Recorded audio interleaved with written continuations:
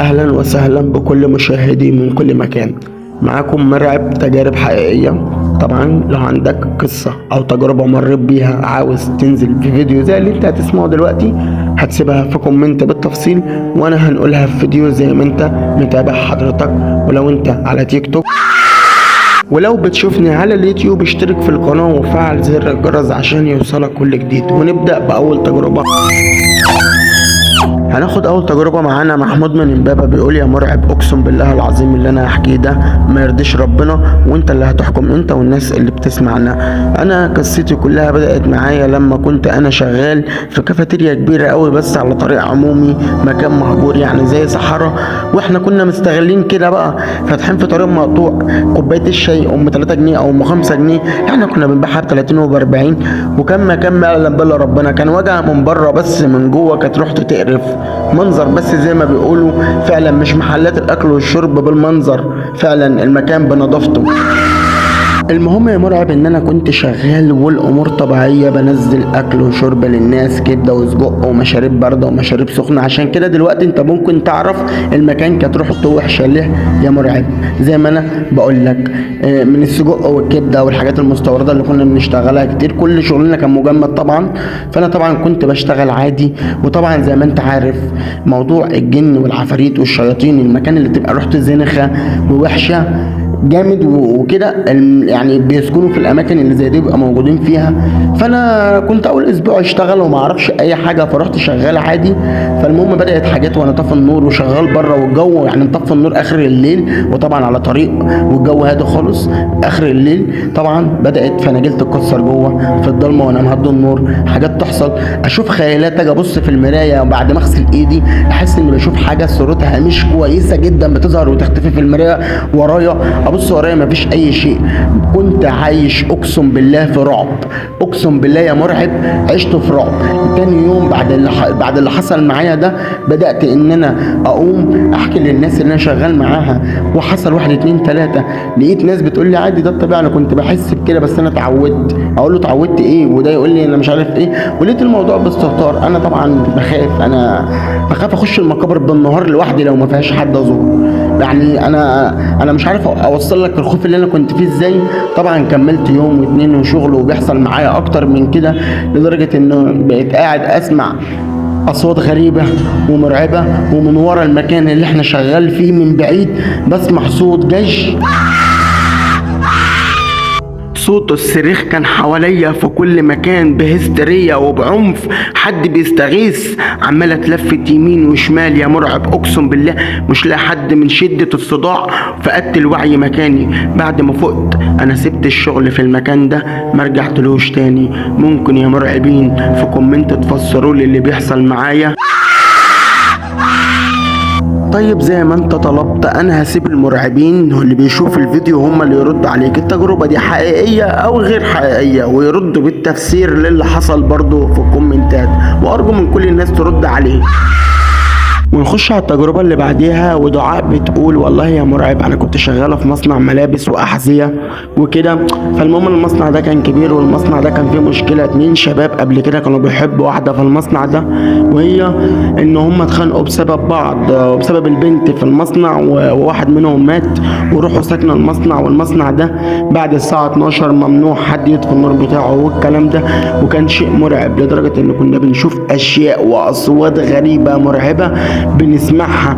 صوت صريخ، حد بيصوت جامد، حاجات بتتحرك من جنبينا، بتحس ان في سخونه جنبك وانت نايم وانت قاعد. اي حاجه. كنا عايشين في المصنع ده في رعب.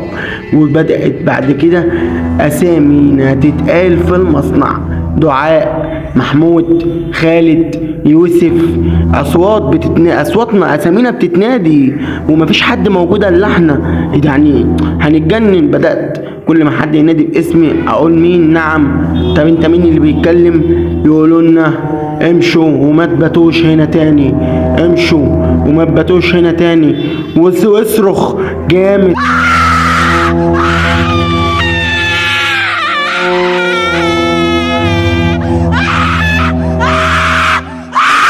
عاوز اقول لك يا مرعب، انا بعديها ما رحتش الشغل ده تاني، ولا انا ولا الناس اللي كانت معانا. تقدر تقول لي هل فعلا لما حد بيموت او يتقتل في شقة، في مكان، في شارع، في طريق، روحه فعلا ممكن تسكن المكان وفعلا تظهر او تتكلم مع البشر زي ما حصل معانا؟ ولا هل ده كان جن اصلا مش روح؟ يعني اللي كان معانا ده جن ولا روح؟ انا مش عارفة، بس كنا هموت في اليوم ده، ودي نهاية التجربة بتاعتي. وعاوز اعرف يا مرعب ايه اللي كان بيحصل معايا، جن ولا روح ولا ده ايه؟ وضح لي ايه اللي حصل معايا يا مرعب، لان احنا مش لاقيين تفسير. ده فعلا جن ولا روح الشخص اللي اتقتل في المكان؟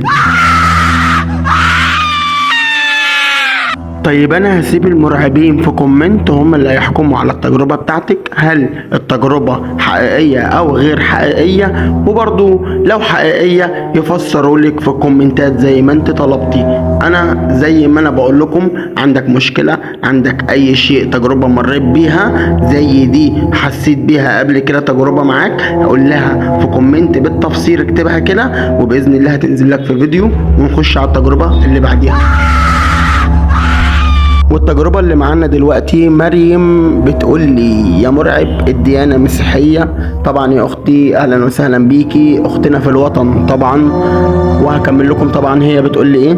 فبتقول لي اللي حصل معايا، انا طبعا كنت عندي في البيت دايما بهتم بالمذاكرة ومدرستي وما بحبش ماما تزعل مني والكلام ده، عشان كده كنت بهتم بالبيت وبهتم بالدراسة، وكنت بنت الحمد لله انا مهذبة، مش بشكر في نفسي ولا حاجة، بس الحمد لله كان في بنات كتير تتمنى تعيش العيشة اللي انا عايشاها وكده، لحد ما شفت اسوأ ايام حياتي.